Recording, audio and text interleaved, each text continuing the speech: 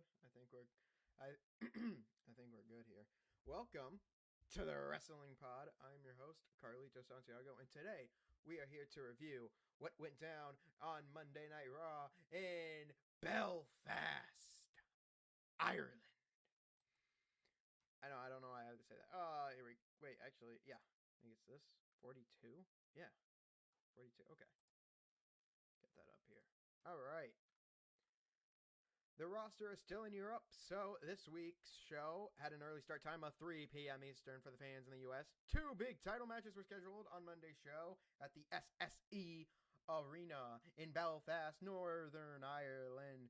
First, Maxine Dupri and Becky Lynch had a rematch for the women's IC title, and CM Punk took on, of course, home native Finn Balor for the World Heavyweight Championship. We are now labeling Gunther the career killer.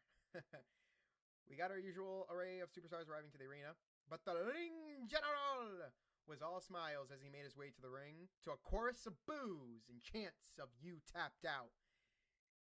He only spoke for about a minute, but he was interrupted by AJ Styles, who challenged Gunther to a rematch at the Royal Rumble. Especially after Gunther declared himself into the Royal Rumble. Gunther said he plans to win the Rumble and doesn't feel like pulling double duty. So the answer is no. As Styles accused him of being scared, which finally took the smile off of Gunther's face. The career killer said, "If you want a rematch so bad, I'll give it to you on one condition." Styles was like, "Name it." Obviously, bring up to the crowd of boos. Gunther trying to speak. The rematch clause is that he is a career killer and he's going to kill careers. This is like Randy Orton being the legend killer, killing legends. But for here, it's the career killer. See, Gunther decided to hit AJ exactly where it hurts. His career. Gunther would give him a rematch if Styles put his career on the line. Now, Styles didn't give him an answer, but Gunther walked off and said to let him think about it before you make the wrong mistake. So AJ has the end of tonight to answer Gunther on what he's doing. Obviously, this was a different exchange. This was a decent exchange between the two rivals to set up their next encounter. It was nothing groundbreaking, but they played their parts well, B-. We got to, of course, Maxine Dupri and Becky Lynch for a rematch for the title. For the 6th time since their feud started, Dupri and Lynch stepped into the ring to fight over the Women's IC Championship. Before the match, Natalya surprised Maxine and said she would be in her corner tonight. The man took control momentarily, but Dupri took her down with a classic old Thesz press. And then almost had her in an ankle lock. Lynch was sent out of the ring and taken down with a cannonball from the apron. Even though she might not be at the level of a lot of main roster talents, you could see a marked improvement in Maxine Dupri's in-ring ability since their feud began. See, working with a veteran like Lynch on the road has always helped, but with training with Natalya is not just a part of the storyline. See, Dupri has been putting in a lot of work to improve and has definitely helped. She looked more confident in a way. She moved around the ring. Having Lynch as a dance partner helped her look even better. And that's the best thing about having, Becky, having somebody more experienced be in the ring. See, Triple H always loved doing this, where, he'd go up against a guy who doesn't have that much ring experience. He'd make him look good, because that's what Triple H does. He knows how to make a guy look good. But he's still going to win the match.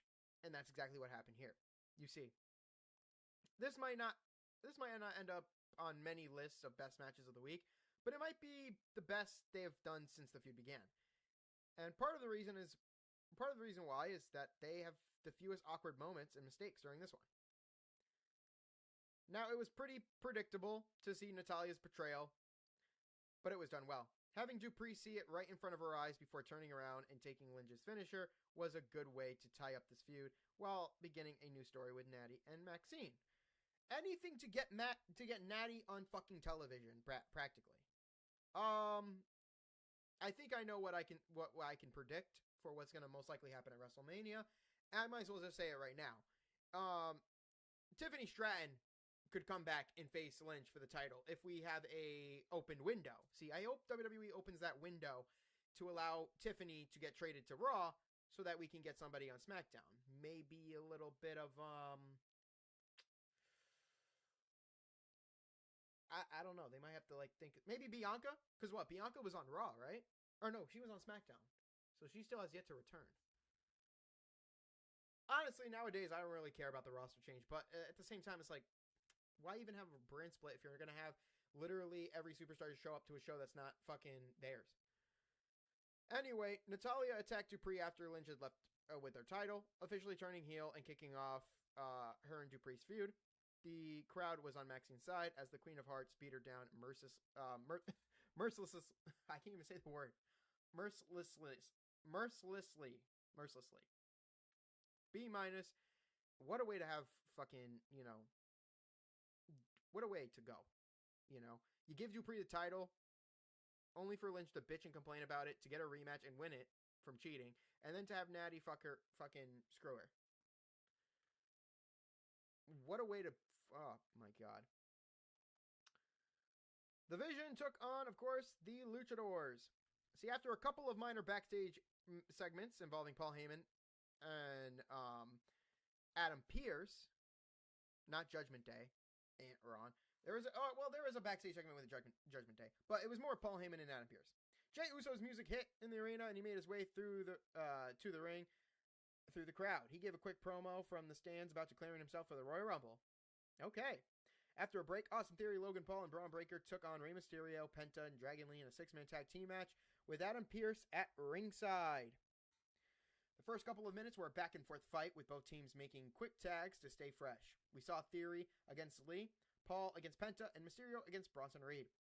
So once the Vision had Rey cornered, they took some time to punish him with a triple team tactics, as well as 3 men took turns in the ring with the High Flyer. This was fast-paced, with some fun spots, and creative moments involving all the competitors. This is the kind of bout that's hard not to enjoy because it had so many fun exchanges. Mysterio, Penta, and Lee were the stars of this bout thanks to their high-flying offense, but the Vision looked good too. See, the crowd was hot from the start to finish for this one. Now, Pearce prevented Theory from using the brass knuckles that was given to him by Logan Paul, and argued with Heyman at ringside. The GM dropped them, so Mysterio ended up using the knucks on Theory, allowing Penta to hit the Mexican Destroyer for the victory. So, the Luchadors won. It pains us to admit that Paul has gotten better at the little things between big spots. And everything just looks good. This whole feud with fucking Pearce and Heyman has just gotten really good, especially with Braun Breaker involved now. Riho. Wait. What? Yeah, no, I'm kidding. That's not their name, and she's not on the show. Anyway, Rhea Ripley and Io Sky should be Rip Sky. How about Rip Sky? Yeah, that sounds better. Rip Sky? Let me know. Let me comment down below. Rip Sky. Hashtag Rip Sky. This is just fucking boring. Anyway, Rip Sky were out after the break to hype up their title match coming up at Saturday Night Main Event against Liv Morgan and Roxanne Perez. So Ripley said they have the Judgment Day's number and will retain the titles before both women focus on the Royal Rumble. As expected, Morgan and Perez came out to issue a response. Morgan said Ripley is going to turn on Sky because that is what she always does to her partners. Raquel Rodriguez would then attack Ripley from behind to kickstart a 3-on-2 beatdown. The Judgment Day ended up getting the better of Rip Sky. So, I'm not really predicting the Saturday Night Main Events because, again, they're only specials on NBC and Peacock. So, but what I will say is that if Raquel Rodriguez is going to be at ringside for that match, which probably she is, expect Stephanie Vakir to even the numbers. Expect Stephanie Vakir to come out and fucking whoop some ass.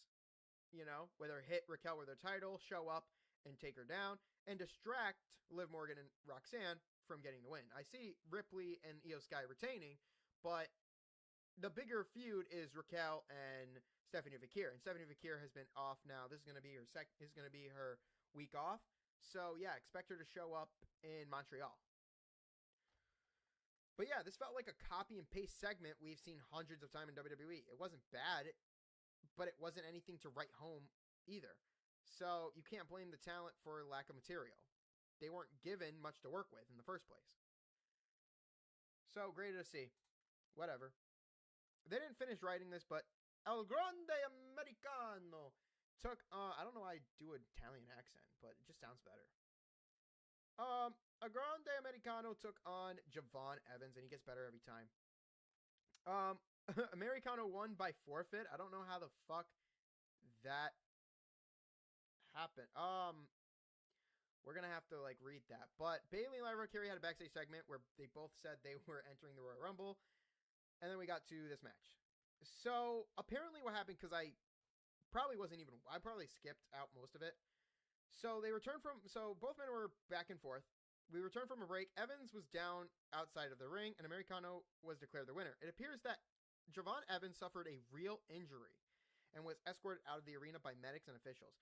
Due to the real-life injury, we won't provide a grade for this match. We wish Evans the best in his prognosis and recovery. Same here. Again, if it is a real injury, it's funny because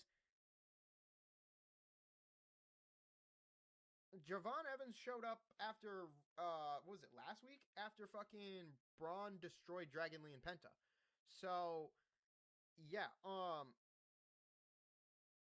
to see him get injured here, maybe it was foreshadow. I don't know. Maybe it was a foreshadow to see him get injured. Javon Evans, I hope you recover very well. And from the Wrestling Pod, we wish you the best. We wish you to be healthy. That's what we wish for. No grade. Ladies and gentlemen, it's time for our main event. Brought to you by Slim Jim and Dorjournos. This week's main event in Ireland saw Punk defend the world title against Balor, who was hoping to have his countrymen in the crowd, which gave him an edge over the champion. So Balor actually also came out to his old theme song, which I loved. And he didn't have anyone else from Judgment Day with him for once. So when they first locked up, Punk was getting booed because, of course, he's not from Ireland. He's from Chicago. And he took Balor down in a headlock. They had a pretty clean exchange during the first half. They were focusing more on the mat wrestling than striking. But it was just a matter of time before they started throwing chops and punches. The Irish crowd was firmly in Balor's corner as he started building up a head of steam. The fans were all on their feet when Balor kicked out of a GTS. This was a well-paced match that didn't try to be anything more than a showcase for two talent wrestlers. Now, one of the things I do gotta give it a negative for is the amount of fucking commercials. I'm sick and tired of these goddamn commercials. Netflix, lessen those fucking commercials. God damn it. You open up the show with talking, and then you show a person's entrance, and then you cut to commercial. Rinse and fucking repeat. Stop it. It was especially nice to see Finn Balor work as more of a babyface than a heel. Punk kicked out of a coup de grace and managed to hit the GTS to get the win, crushing the dreams of thousands of Irish people at the same time. They had the crowd on the edge of their seats, but you could feel the energy drop in the crowd the moment Punk won. You heard a massive rain of boos as it happened, which is expected under these circumstances. But Punk offered Balor his hand to help him up, and held his hand up as the show as a sign of respect. I love good sportsmanship. They hugged, and the show ended with Punk celebrating his win. Whether this leads to a permanent face change for Balor remains to be seen. And you know what? I'm going to be honest with you. Yes, I'm going to tell you why. Because one of the predictions I do have for WrestleMania, and I'm going to actually write down my WrestleMania thoughts. Now, I'm going to do this after... should I do it? Do I do it now, or should I do it after or should I do it after Royal Rumble? You know what? I'm going to do it after Royal Rumble, because I feel like if I do it before, it might not happen. I might have to change up everything, right? So I think I'm going to do it after Royal Rumble, and you guys will get to see it. I will show you guys during the Royal Rumble review. I should have it all set up by that time. But yeah, I'll show you guys what I think WrestleMania is going to look like. And for Balor, I think it's going to be Balor being a face. I think Balor being a face, maybe not permanently, but when he turns face, you'll see it happen. It's gonna be humongous. It's gonna be great. But yeah, grade and A minus. But what was the final grade? Well, even though this was a pretty average show overall, the main event made it feel like a bigger show than usual. Evans getting injured during his match with Americano put a bit of a damper on the episode, but it had a couple of highlights. Dupri put on what just might be her best performance to date against Lynch. The 6-man tag team match had a bunch of fun spots, and the world title bout obviously stole the fucking show. This show did a good job hyping up Saturday main event this weekend, while also keeping the Royal Rumble in focus, in gear, having everybody from Raw declare themselves. So when we get to SmackDown, we're going to see some SmackDown guys and women, declare themselves. As a whole, this was a standard episode of Raw, but the main event and the 6-man tag team match was worth the time watching. And I did take the time watching. I was sick yesterday. But I'm back, I'm ready to go, and I'm excited. Graded a B. Let me know what you thought about Monday Night Raw in the comments down below. Don't forget to hit that subscribe button, drop a like, and turn on those post notifications so you never miss a stream. I will be back Saturday to give you what went down on SmackDown. And then next week, guys, next week's really big. Raw review, predictions for the Royal Rumble, the SmackDown summary, the watch-along of the Royal Rumble, and the review of the Royal Rumble. I cannot wait for what's going to come down to Elimination Chamber, too, because you're going to see me back at that again. So you're going to see me back out when they do the qualifying matches. You're going to see me exactly predict who I think is going to win through the qualifying matches. I'll get a whole thing set up there. But until next time, I will see you guys on Saturday. Peace.